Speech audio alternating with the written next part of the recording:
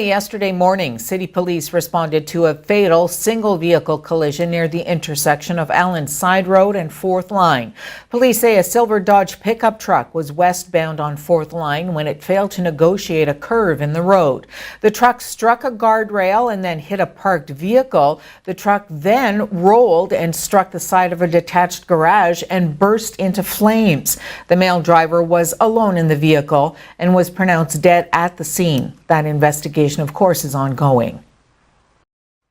Voters across Ontario will cast their ballots in municipal elections today after a lead-up that's seen everything from legal battles to electoral reform. Much of the narrative has been dominated by Toronto, where 242 candidates are fighting for one spot on a sharply reduced 25-member council that's down from the 47 seats they would have had if not for provincial interference. Premier Doug Ford introduced legislation to slash the size of Toronto's council nearly in half after the campaign had already begun, leading the city to launch a legal challenge. But not all Ontarians will have to make a choice in today's election. According to the Association of Municipalities of Ontario, people in 26 of Ontario's 444 municipalities won't have to cast a ballot at all because none of their elected officials face any competition. So in those cases, the candidates will be acclaimed in their positions.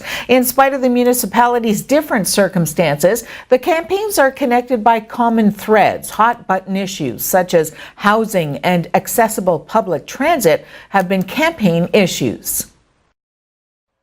Conservative leader Andrew Scheer is predicting a nasty 2019 election campaign and says Prime Minister Justin Trudeau has already begun using negative rhetoric. Scheer was speaking at a rally in Ottawa yesterday. We're going to have a big fight on our hands. And I'm going to tell you right now, this is going to be a tough fight. We know we're on the right side. We know we've got policies that will win and will deliver real change for Canadians that make their lives easier. But we also know that the Liberals are going to throw everything they have at us. It's going to get worse. It's going to get nasty. We know it's going to get nasty because Justin Trudeau's already started to get nasty. The nastiest campaign in history. He said it. He said it himself, and then he went about proving it. His Liberal team have called our members of Parliament who don't support their carbon tax, they called them Neanderthals. A man accused of killing 8 men with ties to Toronto's gay village is expected to appear in court today. Bruce MacArthur, a 67-year-old self-employed landscaper, faces 8 counts of first-degree murder. Police arrested MacArthur last January and eventually found the remains of 7 men in large planters at a property where MacArthur had worked. Investigators found the 8th set of remains in a ravine behind the same property in Midtown Toronto. Lead Detective Inspector Hank Idzinga has said the probe is the largest forensic investigation in the force's history. Idzinga has said he doesn't believe there are any more alleged victims. 6 people have been wounded in a street shooting blocks from the Florida stadium where the NFL's Houston Texans played and defeated Jacksonville yesterday afternoon.